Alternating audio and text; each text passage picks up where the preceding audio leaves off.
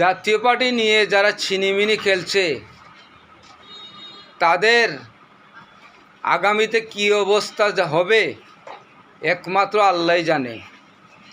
আমাদের তৃণমূলের নেতাকর্মীদের ভুল হয়েছিল, আমরা জাতীয় পার্টির রাজনীতিতে সংযুক্ত থাকা আমাদের ভুল হয়েছিল। আমরা তার আগেই জাতীয় পার্টি ছেড়ে চলে যাওয়া উচিত ছিল। আমরা এরশাদকে ভালোবাসি দেখায় আমাদের জন্য কাল হয়েছে। আমরা এরকম আর নেস্কারজনক ঘটনা দেখতে চাই না, শুনতেও চাই না। প্রতিটা নির্বাচন আসলেই মুনাফিকরা বারবার মুনাফিকি করতেই থাকে। যে এরশাদ সাহেব এই ব্যারিস্টার আনিসকে বারবার বিশ্বাস করেছেন, রুহুল আমিন হাওলাদারকে বারবার বিশ্বাস করেছেন, তারাই এরশাদের আদর্শের, এরশাদের আত্মার উপর ছুরি চালিয়ে দিল। কোথায় যাব?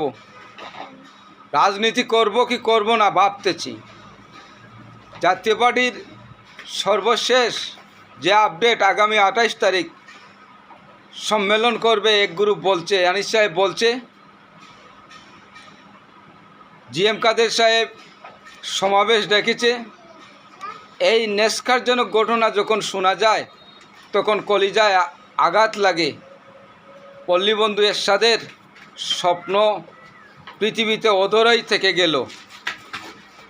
কেন্দ্রীয় নেতারা এতই মুনাফিক বেঈমান, যেখানে এরশাদের কথাটা একবারই স্মরণ করতে পারছে না, ভুলে গেছে স্বার্থের কাছে, টাকার কাছে। আজ কলিজা পুড়ে যাচ্ছে। এরশাদের স্বপ্নকে আমরা বাস্তবায়ন করতে পারিনি। আমাদের জীবন যৌবন সব কিছু বিলিয়ে দিয়েছি এই জাতীয় পার্টির জন্য।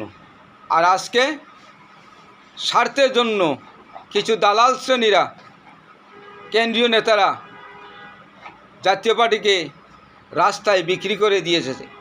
আওয়ামী লীগের কাছে বিক্রি করেছে, বিএনপির কাছে করেছে, বিভিন্ন দলের কাছে করেছে, সর্বশেষ ইউনূসের কাছে বিক্রি করতেছে। তার জন্যই কষ্ট হচ্ছে। আগামীতে জাতীয় পার্টি করব কি করব না ভাবতেছি। জাতীয় পার্টি আমার প্রিয় একটি সংগঠন ছিল। জীবন যৌবন এখানে কাটিয়েছি, অনেক ত্যাগ, অনেক সংগ্রাম, অনেক কিছু ছিল।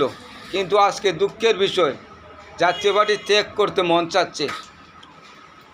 চাচ্ছে। মানুষের কাছে লজ্জা পাচ্ছি। সাধারণ মানুষরা বলছে তোমরা তো টাকায় বিক্রি হয়ে যাও, রাজনীতি আর কি করব। রাজনীতি করতে হলে সম্মান লাগে, এই সম্মানটা আজ খুঁজে পাচ্ছি না। সবাইকে ধন্যবাদ।